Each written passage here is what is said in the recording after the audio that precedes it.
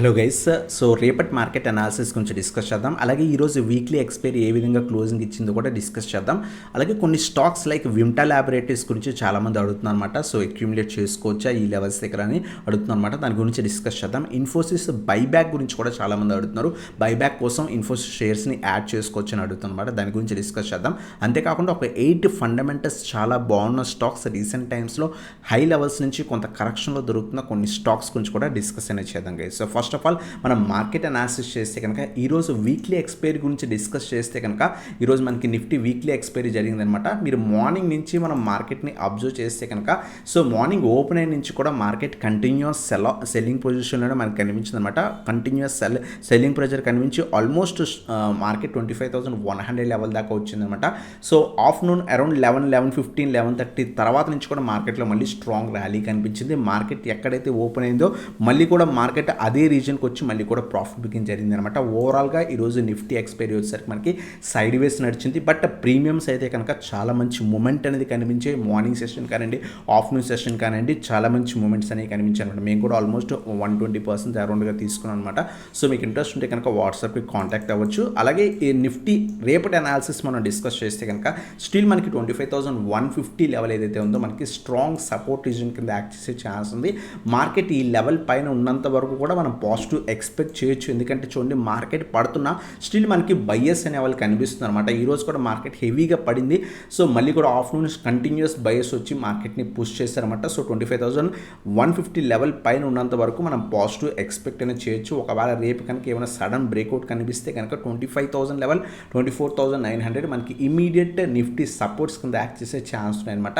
లేదు 25,150 పైన మార్కెట్ కనుక వన్ డే క్లోజింగ్ ఇస్తే కనుక మళ్ళీ కూడా 25,300 25,450 నుంచి 25,500 లెవెల్స్ మనకి ఇమీడియట్ రెసిస్టెన్సెస్ కింద యాక్ట్ చేసే ఛాన్స్ ఉంది. సో ఇది మనకి నిఫ్టీ సింపుల్ అనాలిసిస్ అనమాట. అలాగే మనకి కొన్ని స్టాక్స్ గురించి అడుగుతుందన్నమాట. ఫస్ట్ స్టాక్ మనకి విమ్టా ల్యాబొరేటరీస్ గురించి అడుగుతుందన్నమాట. కొంతమంది ఈ పర్టికులర్ స్టాక్ని షార్ట్ టర్మ్కి యాడ్ చేసుకోవచ్చు అని అడుగుతున్నారు. కొంతమంది లాంగ్ టర్మ్ వ్యూ కూడా అడుగుతున్నారు అనమాట.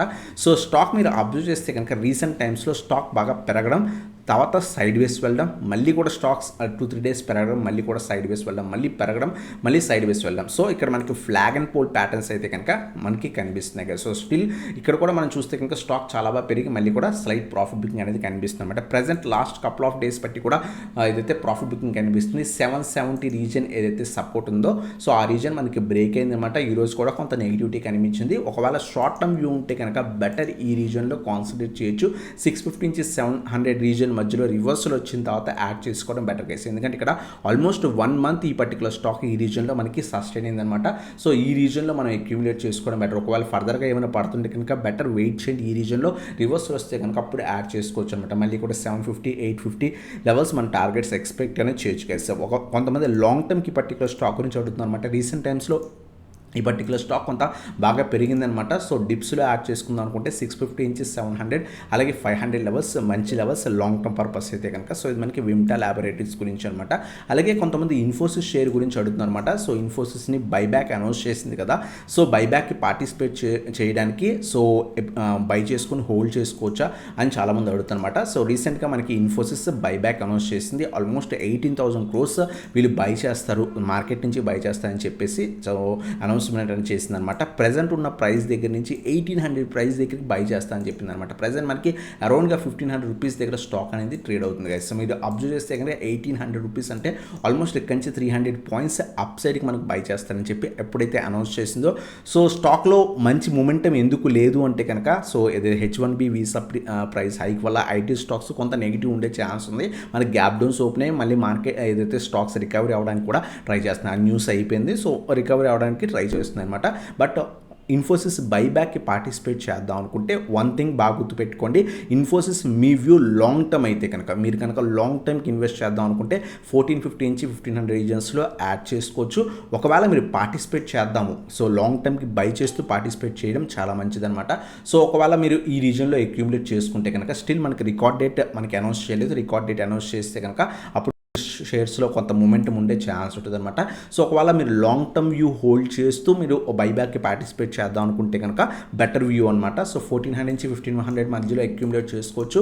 సో 1800కి వాళ్ళు బై చేస్తా అంటున్నారు కాబట్టి సో మనం ఆ లెవెల్ దగ్గర మనం సెల్ ఆర్డర్ పెట్టుకుంటే కనుక సో కంపెనీ ఒకవేళ బై చేస్తే బై చేయొచ్చు. మనకి యాక్సెప్టెన్స్ రేషియో ఉంటుందన్నమాట బైబ్యాక్కి. సో ప్రజెంట్ అయితే కనుక 6% నుంచి 20% అరౌండ్గా యాక్సెప్టెన్స్ రేషియో ఉంది. అంటే మనం సెల్ చేసిన షేర్స్ అన్నీ కూడా కంపెనీ కొనాలని లేదనమాట. అందువల్ల ఏం చేస్తారంటే కనుక కొంత మాత్రమే వాళ్ళు తీసుకుంటారు. వాళ్ళు 18 ఏదైతే మనకి చెప్పారో అన్ని నెంబర్ ఆఫ్ అమౌంట్ షేర్స్ తీసుకుంటారు అన్నమాట. 18,000 crores వర్త్ షేర్స్ మాత్రమే తీసుకుంటా అని చెప్పారు. సో అంత షేర్స్ వచ్చిన తర్వాత రిమైనింగ్ ఆర్డర్స్ అన్నీ కూడా క్యాన్సిల్ అయిపోతాయి అనమాట. అందువల్ల 6% నుంచి 20% యాక్సెప్టెన్స్ రేషియో ఉంది. సో ఒకవేళ తీసుకుంటే మీకు 6% నుంచి 20% అరౌండ్ ఆ రేంజ్లో తీసుకునే ఛాన్స్ అనమాట. ఒకవేళ తీసుకోకపోయినా సరే స్టాక్లో మొమెంటం వచ్చే ఛాన్స్ అనేది ఉంటుంది. ఎప్పుడైతే బైబ్యాక్ జరిగిన తర్వాత స్టాక్లో కొంత పాజిటివ్ మూమెంట్ ఉంటుంది. సో మీరు లాంగ్ టర్మ్ వ్యూ కోసం అని బై చేసుకొని కావాలనుకుంటే కనుక బైబ్యాక్కి పార్టిసిపేట్ చేయడం బెటర్ గైస్. సో ఇది మనకి ఇన్ఫోసిస్ షేర్ గురించి అనమాట. అలాగే మనం జిఎండిసి షేర్ మనం సండే వీడియోలో డిస్కస్ చేసాం. సో 675 పైన చాలా మంచిగా బ్రేక్అవుట్ వస్తే కనుక మంచి ర్యాలీ ఇస్తుందని. ఈరోజు ఆల్మోస్ట్ 12 to 13% ర్యాలీ ఇచ్చింది. క్లోజింగ్ అప్పుడు అరౌండ్గా 11% అరౌండ్గా క్లోజింగ్ ఇచ్చిందనమాట. ఇటువంటి స్టాక్స్ మీకు క్లియర్గా కావాలనుకుంటే ఈవెన్ ఇంట్రాడేలో కూడా కావాలనుకుంటే కనుక వాట్సాప్కి కాంటాక్ట్ అవ్వచ్చు గైస్. అలాగే ఈ వీడియోలో కొన్ని షేర్స్ గురించి డిస్కస్ చేద్దాం. ఏవైతే ఫండమెంటల్స్ లాంగ్ టర్మ్ కోసం అనమాట, ఏవైతే మంచి కరెక్షన్లో దొరుకుతున్న స్టాక్స్ అనమాట. Recent time all time highs దగ్గర నుంచి స్లైట్ కరెక్షన్స్లో దొరుకుతుంది. ఫండమెంటల్స్ చాలా బాగున్న కంపెనీస్ గురించి డిస్కస్ చేద్దాం గైస్. దాంట్లో 8 స్టాక్స్ డిస్కస్ చేద్దాం. ఫస్ట్ వన్ వచ్చేసరికి పిడిలైట్ ఇండస్ట్రీస్ అనమాట. అడ్హెసివ్స్ బిజినెస్ చేస్తుంది. ఫండమెంటల్స్ చాలా బాగున్న కంపెనీ. రీసెంట్ టైమ్స్లో ఆల్మోస్ట్ 1700 లెవెల్స్ దాకా వెళ్ళింది. అక్కడి నుంచి కంటిన్యూస్ కరెక్షన్లో మనకి అరౌండ్ 1300 లెవెల్స్ దగ్గర దొరికి మళ్ళీ కూడా రివర్స్లో వచ్చింది కదా. మీరు ఈ పర్టికులర్ స్టాక్ అబ్జర్వ్ చేస్తే కనుక మీరు ఇటువంటి స్టాక్స్ మనం పోర్ట్ఫోలియోలో కనుక మనం హోల్డ్ చేసుకోగలిగితే కనుక సో స్లైట్ కరెక్షన్స్ అప్పుడు కొంత క్వాంటిటీ యాడ్ చేసుకొని హోల్డ్ చేయగలిగితే కనుక మంచిగా గ్రోత్ ఉంటుంది కదా. సో చూడండి కన్సిస్టెంట్ గ్రోత్ స్టాక్ అనమాట. సో ఫండమెంటల్స్ చాలా బాగున్న కంపెనీ. బిజినెస్ మనకి మంచి బిజినెస్ ఉన్న కంపెనీ అనమాట. సో రీసెంట్ టైమ్స్లో బాగా పడిన తర్వాత సో మళ్ళీ కూడా రికవరీ కనిపిస్తుంది. చూడండి ప్రజెంట్ మళ్ళీ ఫాల్ అవుతుంది. బెటర్ లాంగ్ టర్మ్ వ్యూ ఉంటే కనుక మీరు 1400 నుంచి 1450 రీజన్ మనం కాన్సన్ట్రేట్ చేసుకోవచ్చు. అలాగే మనకి 1150 నుంచి 1200 రీజన్ కూడా చాలా స్ట్రాంగ్ సపోర్ట్ రీజన్స్ అనమాట. సో ఒక లాంగ్ టర్మ్ వ్యూ ఉంటే కనుక ఈ 2 రీజన్స్ మనం అక్యుములేట్ అనేది చేసుకోవచ్చు గైస్. అలాగే సెకండ్ స్టాక్ వచ్చేసరికి హెచ్డిఎఫ్సి బ్యాంక్ గైస్. రీసెంట్ టైమ్స్లో మనకి సో ఆల్మోస్ట్ 1020 లెవెల్స్ దగ్గరికి వెళ్ళి అక్కడి నుంచి మళ్ళీ కరెక్షన్లో దొరుకుతుంది అనమాట. స్టిల్ మనకి 20 PE దగ్గర దొరుకుతుంది. మంచి వాల్యుయేషన్స్లో మనకి స్టాక్ స్టిల్ మనకు దొరుకుతుంది గైస్. 950 850 చాలా మంచి లెవెల్స్ డిప్స్లో యాడ్ చేసుకుని ఒకవేళ హెవీ కరెక్షన్ ఏమైనా వస్తే కనుక మనకి 850 లెవెల్స్ దాకా కూడా హెచ్డిఎఫ్సి బ్యాంక్ వచ్చే ఛాన్స్ ఉంటుంది అనమాట. సో ఒకవేళ కరెక్షన్ వస్తే సో అందువల్ల 1 or 2 డిప్స్లో యాడ్ చేసుకుని హోల్డ్ అనేది చేసుకోవచ్చు లాంగ్ టర్మ్ వ్యూ కోసం అనమాట. అలాగే ఏంజల్ వన్ గురించి కూడా మనం చాలా టైమ్స్ డిస్కస్ చేసాం. మంచి కరెక్షన్లో దొరుకుతుంది. రీసెంట్ సెబీ న్యూస్ వల్ల కొంత సో ఫాల్ అనేది కనిపిస్తుంది అనమాట. బట్ మంచి కరెక్షన్లో దొరుకుతుంది. సో ప్రీవియస్గా కూడా ఈ రీజన్స్కి వచ్చినప్పుడు మనం డిస్కస్ చేస్తాం. అక్కడి నుంచి మంచి ర్యాలీ కనిపించింది. మళ్ళీ కూడా సేమ్ లెవెల్స్కి వస్తుంది అనమాట. సో 2100 రీజన్లో యాడ్ చేసుకుని హోల్డ్ అనేది చేసుకోవచ్చు గైస్. అలాగే నెక్స్ట్ బిఎస్సి స్టాక్ గురించి కూడా సో చాలామంది అడుగుతున్నారు. ఆల్మోస్ట్ 3000 లెవెల్స్ దగ్గర నుంచి స్టాక్ మంచి కరెక్షన్లో దొరుకుతుంది. 2000 నుంచి 2100 రీజన్ అలాగే 1700 నుంచి 1750 రీజన్ ఈ 2 రీజన్స్ మనం కాన్సన్ట్రేట్ అనేది చేసుకోవచ్చు లాంగ్ టర్మ్ వ్యూ ఉంటే కనుక బిఎస్సి షేర్స్ని. అలాగే నెక్స్ట్ స్టాక్ వచ్చేసరికి మనకి aster limited guys.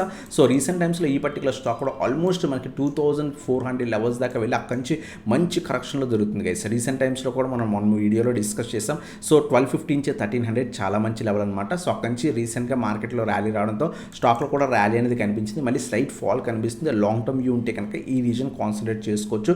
Long term view hold అనేది చేసుకోవచ్చు. యాస్టర్ లిమిటెడ్ కూడా చాలా మంచి కంపెనీ. స్టిల్ కొంత వాల్యుయేషన్స్ పరంగా కొంత హై ఉన్నా సరే బట్ ఫండమెంటల్స్ బాగున్న కంపెనీ అనమాట.